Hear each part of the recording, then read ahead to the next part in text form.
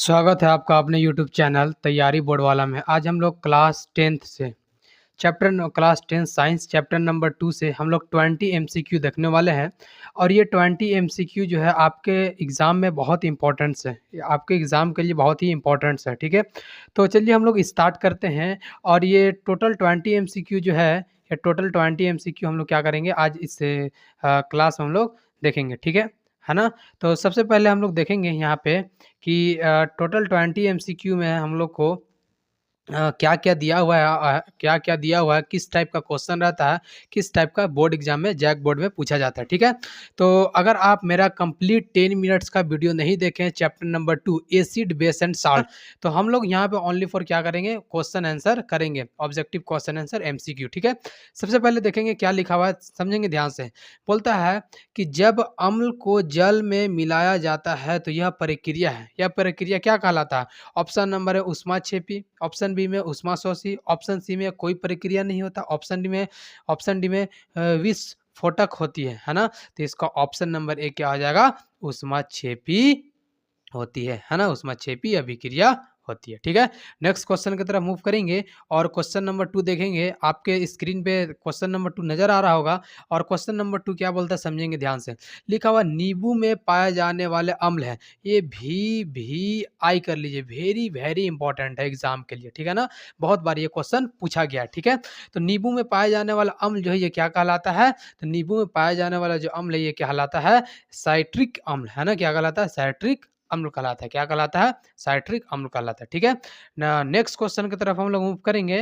Next question की तरफ हम लोग मूव करेंगे और क्वेश्चन नंबर 3 देखेंगे, है ना। क्वेश्चन नंबर 3 क्या बोलता है समझेंगे ध्यान से। लिखा हुआ है कि लाल लिटमस अम्ल में कैसा रंग दिखता है, लाल लिटमस अम्ल में कैसा रंग दिखता है, तो लाल लिटमस अम्ल में वो नीला रंग दिखता है। कैसा, नीला रंग दिखता है, और यानी option number B right answer हो जाएगा, ठीक है। क्वेश्चन नंबर 4 की तरफ मूव करेंगे और क्वेश्चन नंबर 4 क्या बोलता है समझेंगे ध्यान से। लिखा हुआ है कि सोडियम हाइड्रोक्साइड का रासायनिक सूत्र क्या होता है, तो जाहिर सी बात है सोडियम हाइड्रोक्साइड का जो रासायनिक सूत्र होगा वो क्या होगा, ऑप्शन नंबर ए, है ना, NaHCl होता है। ये भी क्या है, VVI, वेरी वेरी इंपॉर्टेंट कर लीजिए, ठीक है।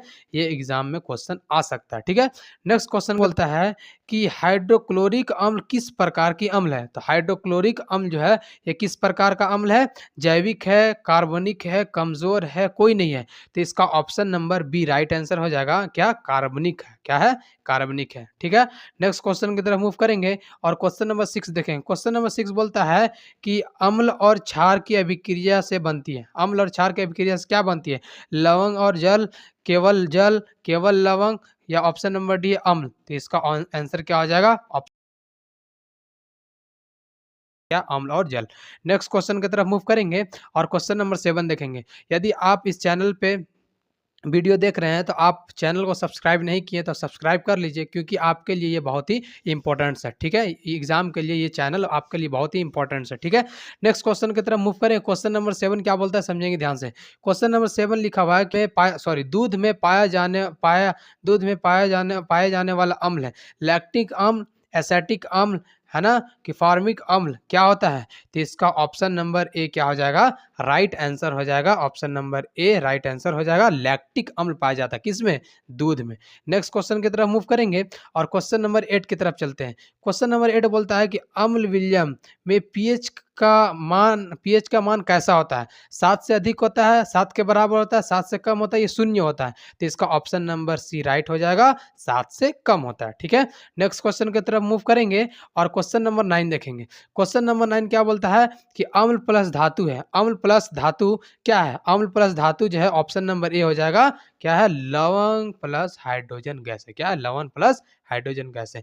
नेक्स्ट क्वेश्चन की तरफ मूव करेंगे और क्वेश्चन नंबर 10 देखते हैं। लिखा हुआ है कि सामान्य नमक का रासायनिक सूत्र, सामान्य नमक का रासायनिक नाम क्या है, सामान्य नमक का रासायनिक नाम क्या है, तो सामान्य नमक का जो रासायनिक नाम है ये ऑप्शन नंबर ए हो जाएगा, क्या होगा, सोडियम क्लोराइड, है ना। तो कभी आप लोग जो है दुकान में जा करके बोलिएगा ना कि सोडियम क्लोराइड दीजिए, तो अगर उसको पता होगा सोडियम क्लोराइड किसको बोलते हैं तो आपको दे देगा, नहीं तो आपको फिर साल्ट ही मांगना पड़ेगा, नमक ही मांगना पड़ेगा, ठीक है। नेक्स्ट क्वेश्चन की तरफ मूव करेंगे, क्वेश्चन नंबर 11 देखेंगे। क्वेश्चन नंबर 11 क्या बोलता है कि बोल रहा है कि blue litmus paper blue litmus paper किसमें लाल हो जाता है? ब्लू लिटमस पेपर किसमें लाल हो जाता है ना? ऑप्शन नंबर ए में क्षार है, ऑप्शन बी में लवंग है, ऑप्शन अम्ल है, ऑप्शन सी में लवंग है और ऑप्शन डी में जल है। तो option number B right answer हो जाएगा। किसमें होगा? अम्ल में, है ना? किसमें? अम्ल में, ठीक है? नेक्स्ट क्वेश्चन की तरफ मूव करेंगे और क्वेश्चन नंबर 12 देखेंगे, ठीक है ना? क्वेश्चन नंबर 12 क्या बोलता है समझेंगे। बेकिंग सोडा का रासायनिक नाम क्या है? बेकिंग सोडा का रासायनिक नाम है, तो बेकिंग सोडा का जो रासायनिक नाम है वो क्या है? NaHCO3 यानी ऑप्शन नंबर 3 राइट आंसर हो जाएगा। नेक्स्ट क्वेश्चन की तरफ मूव करेंगे, क्वेश्चन नंबर 13 देखते हैं।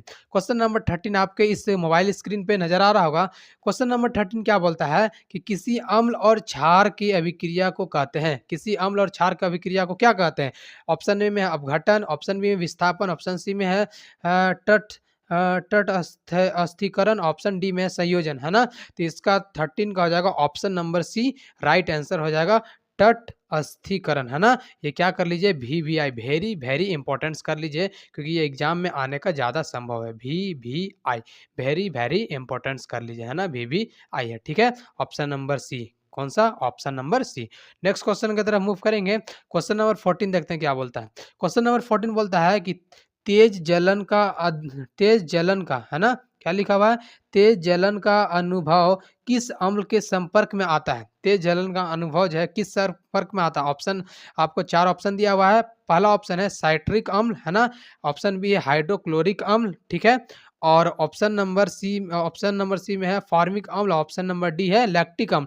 तो इसका आंसर क्या हो जाएगा? Option number B right answer हो जाएगा, हाइड्रोक्लोरिक। तो आज के क्लास करते हैं यहीं पे वाइंड अप। हमारी मुलाकातें अगले क्लास में होगी। Thank you, that's all for today's. और आप ज़रूर बताइएगा कि 15 टोटल 14 क्वेश्चन में से आप कितने क्वेश्चन का आंसर का सही जवाब दिए और कितने का गलत दिए। गलत जवाब दिए तो भी आप कमेंट कीजिएगा, सही जवाब दिए तो भी आप कमेंट कीजिएगा। इससे ये पता चलता है कि आप अच्छे ढंग से पढ़ाई कर रहे हैं कि नहीं पढ़ कर रहे हैं, कि आपका तैयारी कितना परसेंट हुआ है, 10%, 20%, 50%, 100%, है ना?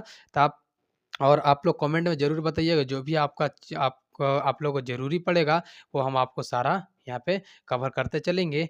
और हम जो है पढ़ाएँगे वो 15 मिनट 20 मिनट में एक चैप्टर 15 मिनट 20 मिनट में हम कवर करते चले जाएँगे, ठीक है? और प्लस में 15-10 मिनट का MCQ होगा। तो आज के क्लास यहीं पे करते हैं समाप्त। हमारी मुलाकातें अगले वीडियो में होगी। Thank you, that's all for today.